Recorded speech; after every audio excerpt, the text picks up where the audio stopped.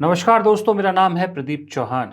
बात समझनी है तो पूरी सुननी होगी, क्योंकि मुंबई फिल्म इंडस्ट्री में अब एक दूसरे के खिलाफ नफरत भी, जहर भी बहुत भर गया है।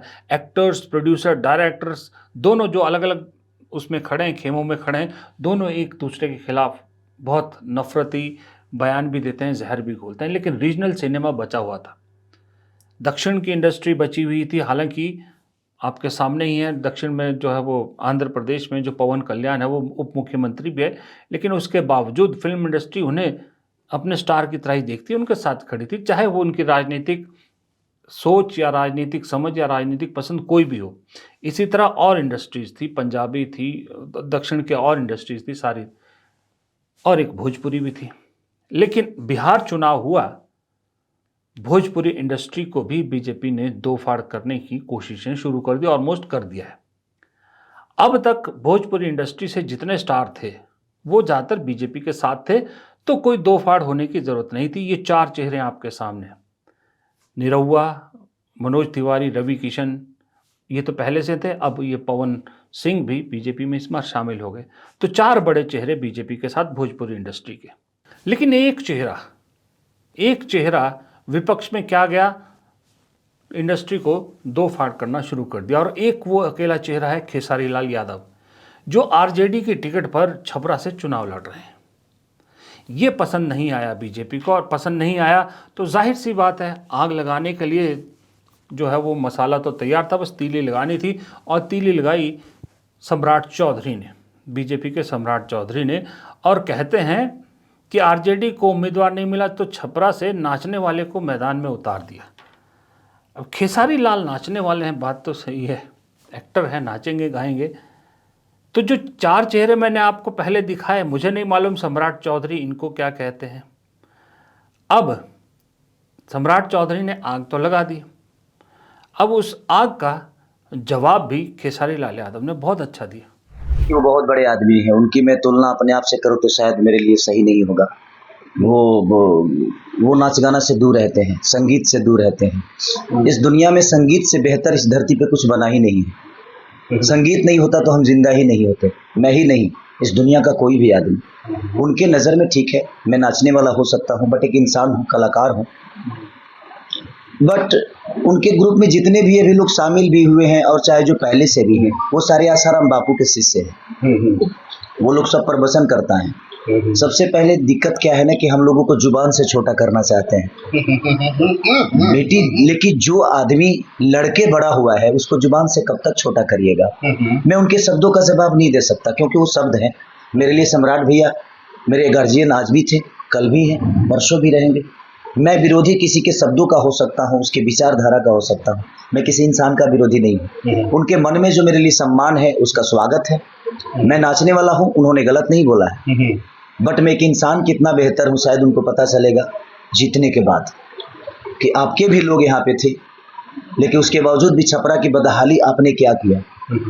मेरे कहने का मतलब कि मैं नाचने वाला हूँ कि गाने वाला हूँ ये मायने नहीं रखता है, मैं छपरा को कितना बेहतर बना सकता हूँ ये मायने रखता है। अब जब खेसारी लाल ने ये जवाब दिया, और बड़ा जेन्युइन सा जवाब दिया, तो फिर मजबूरी में रवि किशन को आगे आना पड़ा। अब रवि किशन डायरेक्टली खेसारी लाल का नाम नहीं ले रहे, लेकिन लोगों से अपील कर रहे हैं, एक तरह से लोगों को इशारा करें कि सनातन और हिंदू विरोधी पार्टी में जो शामिल हुए हैं इन्हें हराना है। भोजपुरी सिनेमा को, भोजपुरी में काम करके हिंदुत्व का नाम लेके सब कुछ किए, कमाए, खाए, आज भोजपुरी इंडस्ट्री बंद हो गया।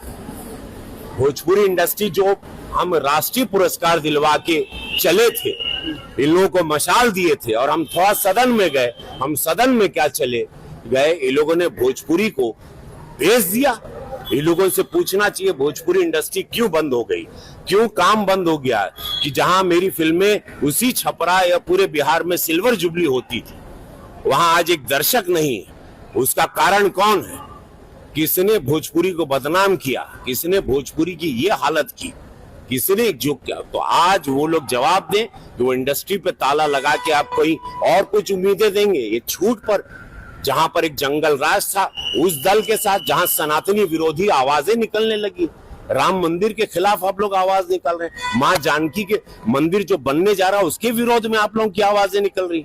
इससे ये पता चलता है आपकी विचारधारा क्या है और जनता जान रही है। इन लोगों की जमानत आप जब्त कर देना। जो भी सनातन विरोधी बात कर रहा है, जो भी माँ बहन की सुरक्षा के साथ खिलवाड़ कर रहा है, हमारे सनातन, हमारे इतिहास को, जड़ों को उखाड़ के फेंकना चाहता है, उन लोगों को आप लोग पनपने ना दें। ये रवि किशन ने खेसारी लाल यादव को कहा है। अब खेसारी लाल यादव ने जाहिर सी बात है इसका भी जवाब माकूल दिया। उन्होंने कहा कि भाई अगर आप 20 साल से सत्ता में हैं तो बिहार के लिए किया क्या ये बताइए, अगर आप इतने हिंदू प्रेमी, खैर अलग बात है। लेकिन देखिए मैं इंडस्ट्री कैसे बटी बता रहा हूँ। इन्हीं खेसारी लाल यादव ने कुछ दिन पहले, मेरे ख्याल 12 अक्टूबर को जब रवि किशन को पहली बार फिल्म फेयर अवार्ड मिला तो इन्हीं खेसारी लाल यादव ने देखिए उनके लिए कितना अच्छा ट्वीट किया। उन्होंने लिखा कि बहुत पहले से डिजर्व करते थे भैया आप, प्रणाम और प्यार। प्रणाम और प्यार जो खेसारी लाल दे रहे हैं रवि किशन को, रवि किशन को 10 दिन में ही ऐसे बदल जाते हैं कि उनके बारे में क्या बोल रहे हैं। और रवि किशन ने सम्राट चौधरी को सही नहीं किया या सम्राट चौधरी के बयान को गलत नहीं बताया जहां उन्होंने एक नाचने वाला खेसारी लाल यादव को दिया, जबकि इनके सहयोगी साथ में काम करते हैं, एक्टर हैं। रवि किशन भी एक्टर है, मनोज तिवारी भी एक्टर हैं, सब एक्टर हैं। तो एक एक्टर दूसरे एक्टर की ऐसी बेइज्जती कैसे बर्दाश्त कर सकता है। लेकिन जब आप बीजेपी में शामिल हो जाते हो ना, तो बीजेपी में शामिल होने के लिए कहते हैं 2 चीज़ें बड़ी ज़रूरी है। एक तो जहर बजा इंजेक्शन लगना ज़रूरी है, आपको आपकी ज़ुबान की मिठास का जाना बहुत ज़रूरी है। और दूसरा, आपको वॉशिंग मशीन में जाना ज़रूरी है ताकि आपके जितने भी कुकर्म हो वो सब धुल जाए, वो उस वॉशिंग मशीन में धुल जाए। ये बीजेपी में शामिल होने की 2 मेजर क्राइटेरियाज है। उसी में रवि किशन ये भी भूल गए कि इन्हीं खेसारी लाल यादव भैया भैया कह के आपको इतनी मुबारकबाद दी, सब कुछ दिया, हालांकि दोनों अलग अलग पार्टियों में हैं। तो ये हाल भोजपुरी इंडस्ट्री का बीजेपी ने कर दिया है। अब सोचिए, रीजनल इंडस्ट्री वैसे ही छोटी होती है, इनके पास वैसे ही दर्शक कम होते हैं, वैसे ही चीज़ें कम होती हैं, लेकिन अभी राजनीति के चक्कर में और ज़्यादा इसका काम हो गया। राजनीति के चक्कर में और ज़्यादा इसका मटियामेट होना तय है। दोस्तों, हिटलर का नाम हम सभी जानते हैं। ये शायद मैंने पहले भी 1-2 बार आपको बोला है, आपने सुना भी होगा, पढ़ा होगा कि हिटलर जब सत्ता में था जर्मनी में तो अपने प्रोपेगेंडा चलाने के लिए उन्होंने सबसे ज़्यादा इस्तेमाल पता किसको किया था? वहाँ जो फिल्में बनाते थे, फिल्में बनाने वाले लोगों को अपने साथ मिलाया, बाकायदा एक मंत्री इसके लिए रखा था और जो इस तरह की चीज़ें करता था। और फिर जर्मनी में प्रोपेगेंडा फिल्मों का दौर शुरू हुआ। कुछ वैसा ही भारत में भी पिछले 10-11 साल से हो रहा है। प्रोपेगेंडा फिल्मों का दौर ज़बरदस्त तरीके से चल रहा है। इस प्रोपेगेंडा फिल्मों ने क्या किया? इस प्रोपेगेंडा फिल्मों ने ये किया कि बाय हुक और क्रुक जो न्यूट्रल भी रहना चाहते थे उन्हें भी एक कटघरे में या एक तरफ आने में खड़ा मजबूर कर दिया। अब किसी ने दिल से किया तो किसी ने मजबूरी में किया, लेकिन सत्ता के चाटुकार सब बन गए। कुछ लोग थे जिन्होंने आवाज़ उठाई, वो सत्ता की नज़रों में दुश्मन बन गए, उन्हें दूसरी तरफ खड़ा कर दिया गया। आज आलम यह है कि ज़्यादातर लोगों को उनको काम भी नहीं मिलता है जो काम करना चाहते हैं। जो खुद अपना काम कर रहे हैं वो अलग चीज़ है। यानी कि जो हिंदी फिल्म इंडस्ट्री है उसको 2 फाड़ कर दिया। और 2 फाड़ किसने किया? वो सत्ता ने किया कि सत्ता को न्यूट्रल चाहिए नहीं, सत्ता को वो लोग चाहिए जो उनका गुणगान करें और जो नहीं करते उन्हें एक तरह से किनारे कर दिया जाता है। इसलिए मुंबई फिल्म इंडस्ट्री का हाल ये है कि हर साल हज़ारों नहीं लाखों करोड़ फिल्मों में इन्वेस्ट होता है, रिटर्न के नाम पर 10% भी रिटर्न नहीं हो रहा। यानी कि कुल जितनी फिल्में हिंदी में बन रही है उसकी 10% फिल्में भी नहीं चल पा रही।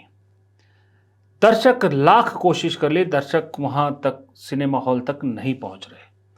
कई हथकंडे का अपना लिए स्टार्स ने, प्रोड्यूसर ने, बड़े बड़े डायरेक्टर ने कि अपनी फिल्मों को हिट करार दे दिया जाए, जिसमें वो खुद टिकट भी खरीदते हैं। वो सब हथकंडे का अपना लिए, लेकिन कुछ काम नहीं आ रहा। बड़ी बड़ी प्रोपेगेंडा फिल्में बन रही हैं जिन्हें लगता है कि और नहीं तो कम से कम मोदी जी के भक्त तो फिल्म देखेंगे ही, वो भी बुरी तरह से पिट रही हैं।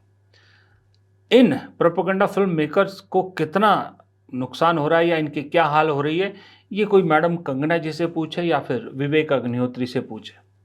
विवेक अग्निहोत्री ने तो फिर भी चलिए कश्मीर फाइल से 300 करोड़ से ऊपर कमा लिया, लेकिन कंगना रनौत ने तो सिर्फ गंवाया ही गंवाया है।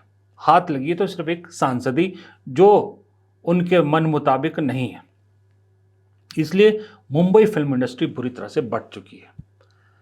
अब ऐसे में जो बची हुई थी वो हमारी जो रीजनल फिल्म इंडस्ट्री है वो अभी भी बची हुई है। नचनिया या नाचने वाले से ज़्यादा, अगर ठीक कह रहे हैं खेसारी लाल कि अगर आप सही मुद्दों पर बात करें तो बात बनती भी है। एक्टर्स चुनाव लड़ते हैं, पहले भी लड़े हैं, आगे भी लड़ेंगे, ऐसा नहीं रुकेंगे, लेकिन एक जो अपने घर में है वो दूध का दूल्हा और दूसरे को नाचने वाला कहे, ये तो कहीं का कोई इंसाफ नहीं हुआ। और जो मुद्दे हैं मुद्दों से दूर भागते हैं। मुद्दे क्या है बिहार में, इस पर कोई बात कर रहा है बीजेपी की तरफ से? मुझे कोई बात करते नज़र नहीं आता। प्रधानमंत्री रील की बात करते हैं, रील को रोज़गार से जोड़ते हैं। जेपी नड्डा और अमित शाह घुसपैठियों की बात कर रहे हैं, सब कुछ बात कर रहे हैं, लेकिन 20 साल में क्या किया, क्या नहीं किया, क्या आगे करेंगे, इसके बारे में कोई जिक्र करते नज़र नहीं आते। एक 10,000 महिलाओं के खाते में डालने का एक शगुफा छोड़ा, शगुफा क्या छोड़ा कि वो मतलब डाल दिया। प्रधानमंत्री ने रैली में अनाउंस किया बाकायदा कि हमने जो है 1.25 करोड़ महिलाओं के खाते में 10,000 डाल दिए। मज़े की बात है कि उसी रैली में आई महिलाओं ने पोल भी खोल दी कि भाई उनके खाते में तो 10,000 तो छोड़िए, उन्हें तो आज तक मकान भी नहीं मिला। मिला 10,000? नहीं, कहाँ मिला 10,000? हमको नहीं मिला है। हाँ, तो मोदी तो आज रैली में कहे सबको 10,000 मिला है। न हमको घर मिला है, न शौचालय मिला है, न हमको 10,000 मिला है। कह रहे घर बना दिए, शौचालय बना दिए। हाँ, घर गिरा हुआ है, न शौचालय है, बच्चा को पढ़ने को व्यवस्था भी नहीं है, हाई स्कूल तक नहीं है। आप क्या कह रही हैं? कुछ भी नहीं आया हमको। आपको घर मिला, मोदी बोले घर बनवा दिए। हर नए पैखाना मिला, नहीं 10,000 मिला। ना घर मिला, ना शौचालय मिला, ना 10,000। नहीं, मोदी भाषण तो बहुत बड़ा बड़ा दिए कि सब मिल गया। नहीं मिला है। अब ये वीडियो जिस भी रिपोर्टर का था मुझे नहीं मालूम क्या था, लेकिन सच्चाई तो है ना, ये सच्चाई है। और सच्चाई जाहिर सी बात है इस तरह से सामने आती। ये मुद्दे हैं जिन पर चुनाव होना चाहिए था, ये हैं जिन पर लोगों के सामने सफाई पेश होनी चाहिए, ये है मुद्दे जिन पर लोगों से वोट मांगे जाने चाहिए। लेकिन नचनिया और नाचने वाले, सनातन विरोधी, हिंदू विरोधी, क्या इस देश के विकास का यही मापदंड रह गया है कि जो हिंदूवादी या सनातन का समर्थक है वो पहले बीजेपी का समर्थक बने, फिर जब वो बीजेपी का समर्थक बनेगा तो देश प्रेमी कहलाएगा, तब जाके इस देश का उत्थान होगा। लगता तो कुछ ऐसा ही है कि यही एक क्राइटेरिया देशभक्त और देश उन्नति का बन के रह गया है। फिलहाल इस वीडियो में इतना ही। प्रदीप चौहान को दीजिए इजाज़त। नमस्कार।